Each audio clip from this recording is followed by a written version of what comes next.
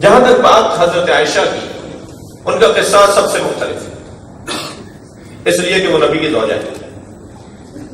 النبی اولیٰ بالمؤمنین من انفسہم، سورہ مبارکہ احزاب کی 21ویں آیت۔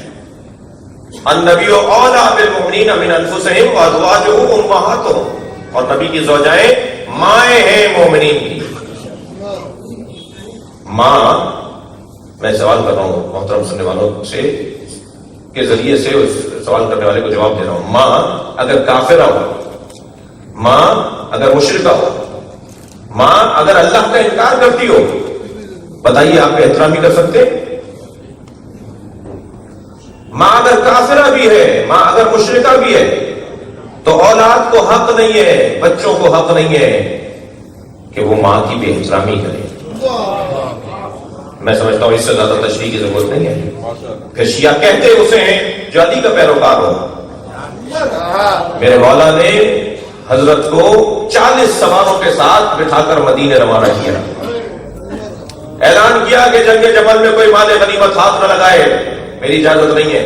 جنگ جیت چکے تھے مولا نے اعلان کروایا کوئی مال غنیمت اٹھانے نہ جائے، واپس آ جاؤ، جنگ جیت گئی ہے، واپس آ جاؤ۔ ایک صحابی پیغمبر تھا، مولا کے ساتھ صحابیوں کی تعداد بہت تھی جنگ جمل میں۔ ایک صحابی پیغمبر نے آ کے کہا کہ امیر المومنین آپ سنت پیغمبر سے روگردانی کر رہے ہیں، آپ سیرت پیغمبر سے ہاتھ اٹھا رہے ہیں۔ نبی نے ہر جنگ جیتنے کے اوپر مال غنیمت اٹھانے کی اجازت دی۔ حضرت نے فرمایا تم میں جرأت ہے کہ اپنی ماں کو، نبی کی ناموس کو مال غنیمت میں لو؟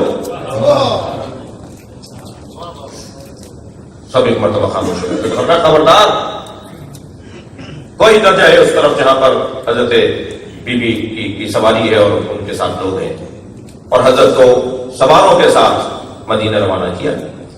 تو حضرت عائشہ کا حساب علیحدہ ہے، حضرت عائشہ کے بارے میں، مگر میری ایک مشکل ہے، ہماری ایک الجھن ہے۔ اگر میں یہ والی بات کر کے یہیں رک جاؤں نا تو ایک طبقہ یہ سوچ کے جائے گا کہ مولانا نے کہا کہ انہوں نے جو یہ کیا وہ کیا وہ کیا وہ سب صحیح تھا۔ یہ کب کہا ہے؟